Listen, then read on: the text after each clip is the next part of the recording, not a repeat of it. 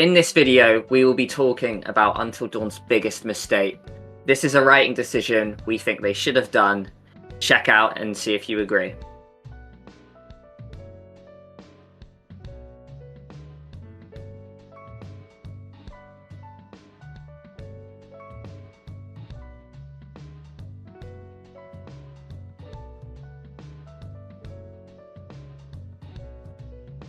So Jack, this is something that we've discussed back a year ago when we did the analysis with Anya.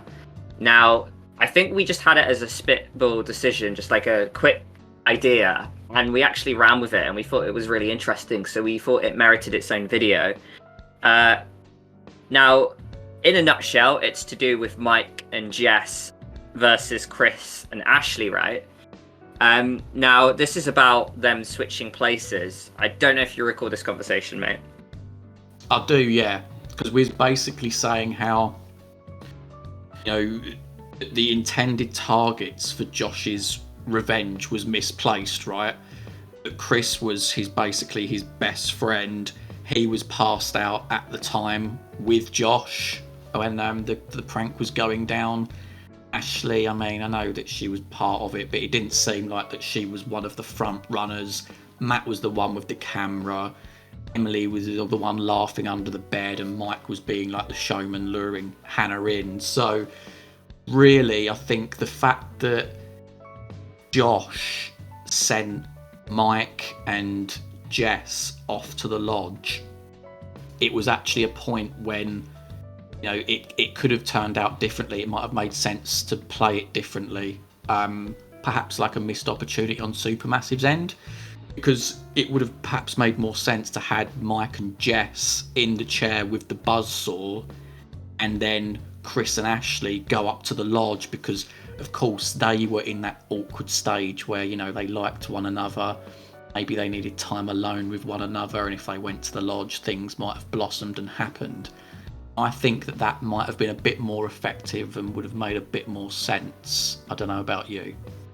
Yeah, no, I completely agree, and that's the thing. It almost just thinks like we almost had this thought that it was logical if they just switched places, and the reason being for this. Now, if we start, as you mentioned there, with Chris and Ashley, I think Josh's intentions for this whole prank just seem really misconstrued and a bit like diluted. It's a bit confusing, but yeah. The one man who was passed out with him, he wasn't part of the prank. It's kind of him and Sam and Beth, but he targets Chris, who is probably the most innocent man in the whole group. And for him to absolutely torment his best friend with, the buzzsaw, the gunshot, it is really brutal. And I never really got it, even to this day. And I get the whole angle, it's this whole Cupid angle. He wants Chris and Ashley to get together with some tragic event where Chris showcases himself, and that's what gets them to fall in love. And to Josh's credit, that can happen, but we have to kind of really dig down and sort of remember that the whole origin of this prank is rooted from trauma of his sister's dying. Now the whole thing just seems more logical, right, if it was all targeted at Mike and Jess, two of probably the loudest people who are really gunning for Hannah, right? It certainly does to me. The only potential thing is, obviously you've already covered one, is the whole Cupid thing. The only potential comeback, and even then I don't think it's that strong of a comeback, is that Josh was off his meds, he wasn't thinking straight, and that he just wanted revenge no matter who. He had a lot of emotion, a lot of anger built up, and that it was just unfortunate that the people at the end of it were Chris and Ashley, and of course Sam, who stayed in the house. And obviously bringing Sam into the equation here, he chases after her, he can potentially inject her and sort of leave her on a chair tied up, and she was the one that come in and said, "Oh guys, what are you doing, it's just a prank." So I definitely feel like that there could have been some tweaking there, in order to sort of to make the whole thing make sense. I think even Emily and Matt would be better nominees than Chris and Ashley, and even then they were pretty much just left to go outside, do their own thing, and more of their stories kind of with the Wendigos. They're like the first ones that really deal with them.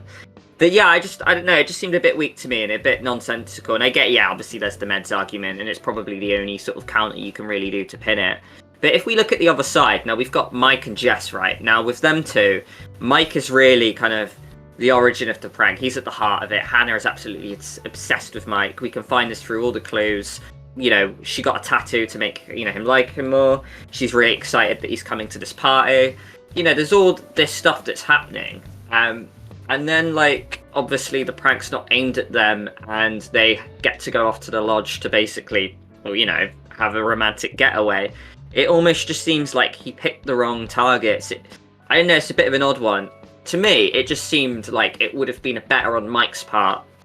We have this, like, redemption story arc, right, where he kind of, you know, really sticks up for the group. He goes through the sanatoriums, he runs after Jess. I don't know, that just seems like maybe you could have put Chris and Ashley in that boat. That would have proved Chris, you know, being a good fit for Ashley, kind of fighting for her that way. It just seemed really odd to me that Mike and Jess had the story out. I think it would have just married really well if Mike's decisions, you know, being in the buzzsaw, him and Jess rather than Chris and Ashley, would have really kind of gone for this whole guilt trip where Mike sort of saw what he was doing and then he was in their boat seeing death. I don't know, it just seems like you could have had this whole story arc with Mike where he went through guilt and then he could realise what he did. And then he could have gone in the, you know, burning building at the end and been the one with the lighter. You could almost have the same ending, but just different paths of how you got there. I don't know if you agree with that. I do, and you think, like, if Mike was in the position of, you know, sitting under the buzzsaw with Jess, you know, you get to play as Chris in that moment and you get to choose whether to shoot Ash or not. Could you imagine if it was Mike? Could you imagine if, you know, he was there with Jess, his actual girlfriend? Because let's bear in mind, Chris and Ashley weren't actually going out.